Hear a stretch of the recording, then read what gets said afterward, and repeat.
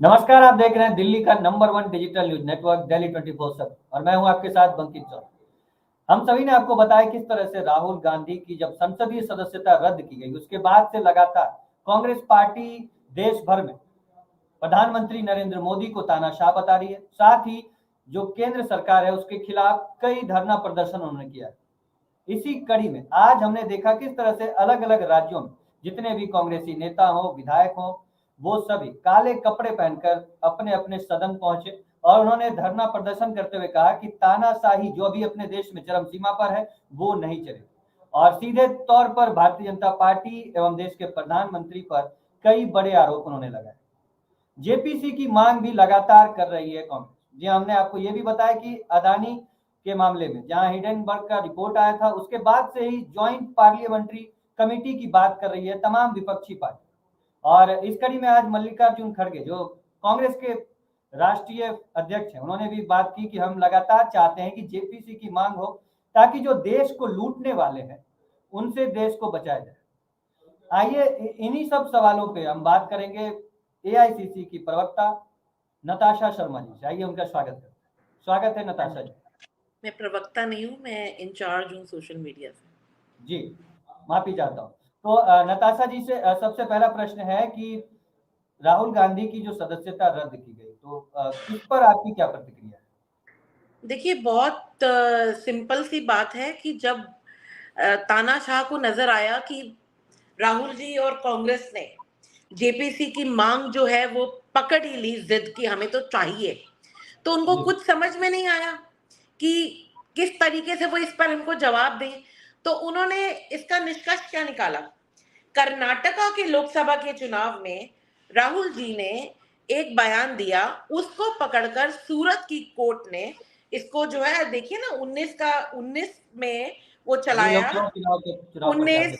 19 20 21 निकल गई, 22 निकल गई, अब 23 में आकर उनको याद आया और एकदम से फास्ट ट्रैक पे इसको चला दिया और फैसला भी ले आए। और इस तरीके से जो है उन्होंने सदस्यता भी रद्द कर दी। और उनको जो लग रहा था कि राहुल जी की सदस्यता को रद्द कर कर वो जो हमें डरा देंगे और धमका देंगे और राहुल जी की आवाज को दबा देंगे, वो तो हो नहीं पाई।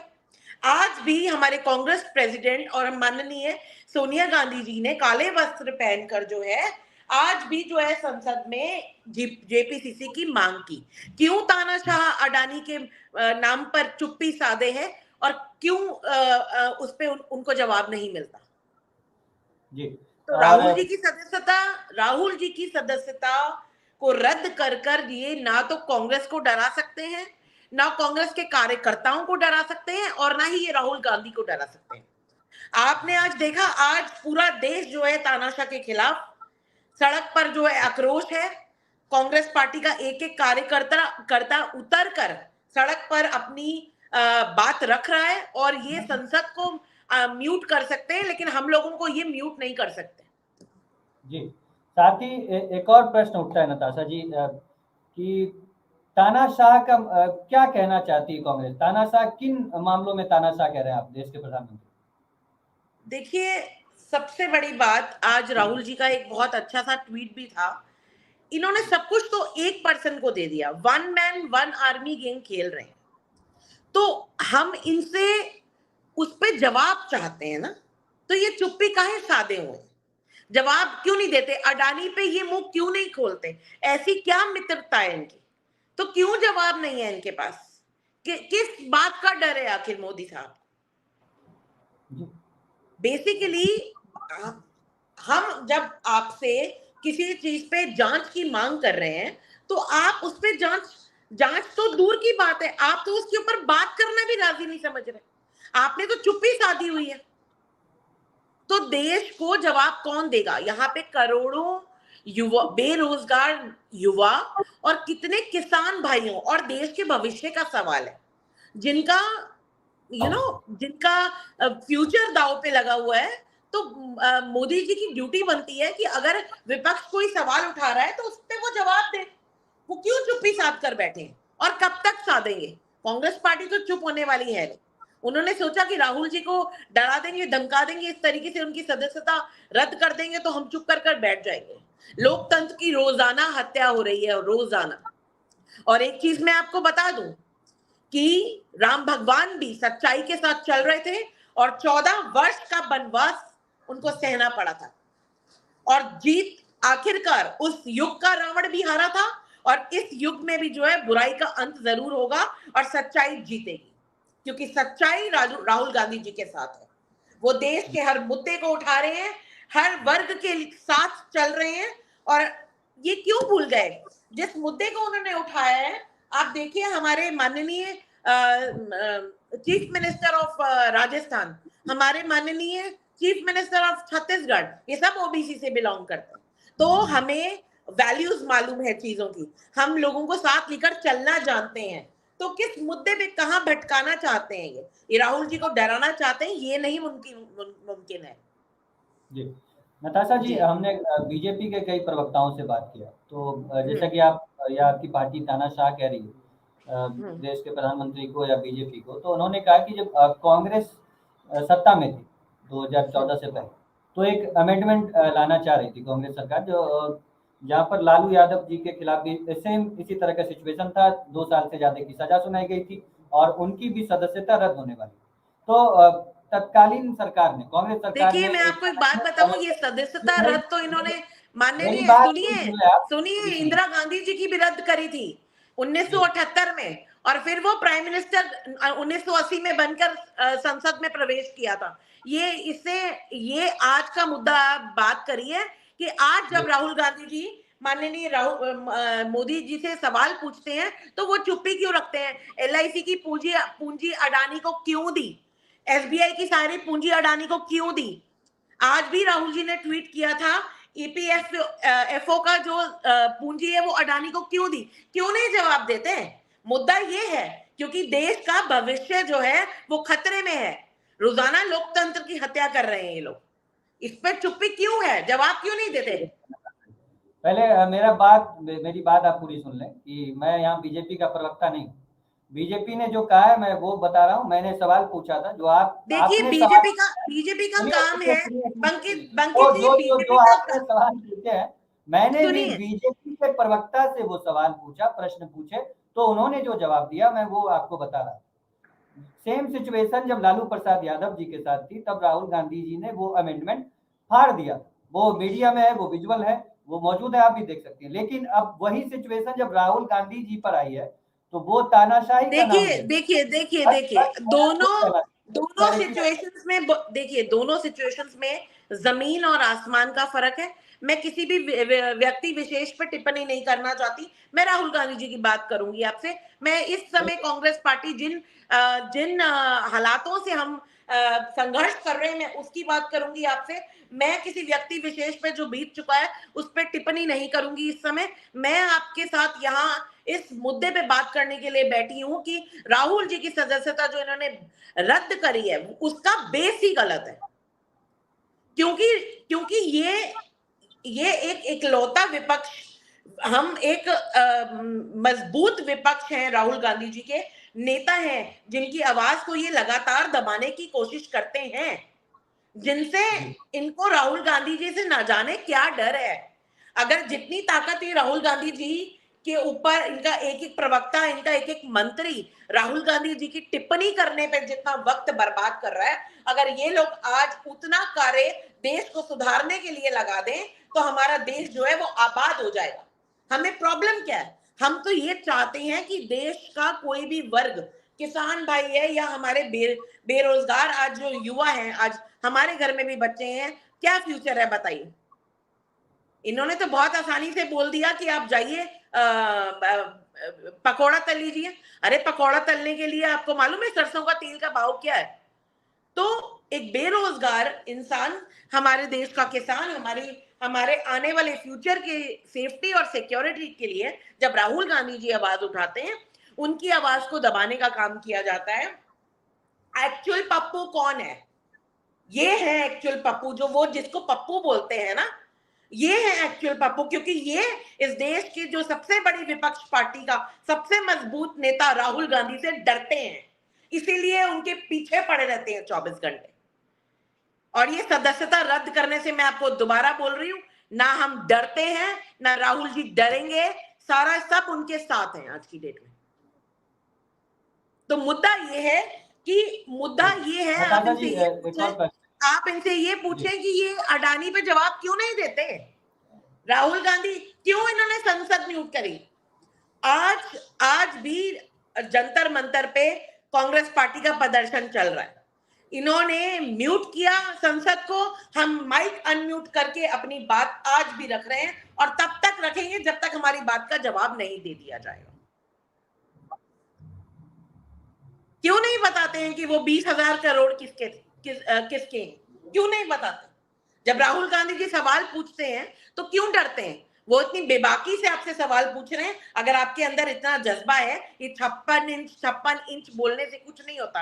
अगर 56 इंच सच में है ना, तो मैं उनको चैलेंज कर रही हूँ कि अडानी से सवाल करें। अगर 56 इंच है, दोस्ती को साइड रख के, दोस्ती किसी की भी किसी के साथ हो सकती है, दोस्ती को साइड रख के एक देश के प्रधानमंत्री की गरिमा को बरकरार रखते हुए उनको इस सवाल का जवाब देना चाहिए। और अडानी पे जांच क्यों नहीं कर रहे, बताइए। आपका कार्य क्या है। बिल्कुल, और बीजेपी को ये जवाब देना चाहिए, और हम भी लगातार ये प्रश्न पूछते रहे। लगातार जेपीसी की मांग करी हमने, लगातार अडानी पे राहुल जी ने जब जब सवाल पूछा, संसद को राहुल जी को बोलने का मौका नहीं दिया, संसद को म्यूट कर दिया गया। आपने कभी देखा है लोकतंत्र में संसद को म्यूट होते हुए। ये इस सदी की राजनीति है जहां पर एमपी को बोलने का, सांसदों को बोलने का हक ही नहीं है। अगर वो देश और दुनिया के लिए सवाल पूछ रहे हैं, अगर विपक्ष सवाल पूछ रहा है, तो संसद को रद्द कर दिया जाता है, संसद को म्यूट कर दिया जाता है। ऐसे हालात में हम डरने वाले नहीं हैं। ना राहुल जी डरे हैं, ना उनका कोई कार्यकर्ता डरता है, ना कोई पीछे हटेगा जब तक कि हमें जवाब नहीं देंगे। जी, आवाज आ रही है नताशा जी? हाँ हाँ, मुझे आपकी आवाज आ रही है। बिल्कुल। और अब अगर दिल्ली पे मैं आपसे सवाल पूछना चाहूँ, जिस तरह से दिल्ली के अंदर हमने बार बार देखा है कि आम आदमी पार्टी और बीजेपी के बीच जो आरोप प्रत्यारोप की राजनीति देखने को मिलती है, उस पर आपकी क्या राय है? चाहे वो आम आदमी पार्टी जिस तरह से एलजी पर आरोप लगाती है, फिर एलजी ऑफिस के तरफ से भी जवाब दिया जाता है, पलटवार किया जाता है। देखिए, मैं आम आदमी पार्टी की प्रवक्ता नहीं हूँ। आम आदमी पार्टी के लिए मैं आपको इस पे कोई राय और कोई टिप्पणी नहीं देना चाहती। जनता के लिए मैं ये नहीं कह रहा हूँ कि आम आदमी पार्टी, दिल्ली की जनता, देखिए, मैं सबका शुक्रगुजार और सबका धन्यवाद करना चाहती हूँ कि राहुल जी के मामले पे पूरा सभी जो है एक साथ हुए और सभी ने जो है आवाज उठाई, है ना। तो लेकिन दिल्ली की जनता सफर कर रही है, तो जो सफर कर रहे हैं वो एक अलग चीज है। मैं खुद दिल्ली से हूँ और जिस तरीके से बोल बोल के कार्य किए गए थे और इतना करप्शन है वो आपके सामने है। तो इस पर टिप्पणी आज नहीं देंगे। आज सिर्फ राहुल गांधी जिंदाबाद का नारा है, राहुल गांधी जी की आवाज बुलंद है। ये जितनी आवाज दबाने की कोशिश करेंगे, उतनी आवाज उठेगी, उतना शोर मचेगा और उतनी बार इनको जवाब देना पड़ेगा। आज मुद्दा ये है। दिल्ली में आम आदमी पार्टी की तरफ से मैं इस पे बोलना नहीं चाहती, वो एलजी पे क्या, देखिए, आरोप प्रत्यारोप की तो ये राजनीति है, चलती आ रही है। तो वो आम आदमी पार्टी का क्वेश्चन आप आम आदमी पार्टी से पूछिए, उनके प्रवक्ता से, कि क्यों इस तरीके से वो दे रहे हैं इस तरीके के बयानबाजी। जी, लेकिन और बयानों राहुल से गांधी जी छेड़छाड़ के होती रही है, तथ्य से भटकाने की राजनीति करते हैं। भाजपा जो है तथ्य से झूठ का प्रचार और प्रोपेगेंडा की राजनीति कर रहे हैं। कब तक सक्सेसफुल होंगे इसके साथ, कब तक? देश का बच्चा बच्चा जान रहा है, इनके डीएनए में झूठ भरा हुआ है, इतना झूठ बोलते हैं। देखिए, आज बोलना नहीं चाहिए, हमारे देश का मीडिया पहले जब मीडिया होता था तो वो सही को सही, गलत को गलत दिखाते थे। ये लोग तो पंचिंग लाइन लेकर आते हैं, इनको तो पंचिंग लाइन रट के। कल प्रियंका जी ने सही में ये चीज जो कल उन्होंने बोली राजघाट से, कि आपको तो लाइन लिख कर दी जाती है कि आज आपको ये बोलना है, लेकिन इनकी अंतरात्मा जागती नहीं, देश बर्बाद हो रहा है। और अगर यही चलता रहा ना, तो एक दिन भारत का क्या हश्र होने वाला है भगवान ही जानता है वो चीज। ये हिटलरपंथी बहुत टाइम तक चलेगी नहीं। ये एक तरफ की तानाशाही की राजनीति और हिटलरपंथ जो चल रहा है ना, ये ज्यादा देर नहीं चलेगा।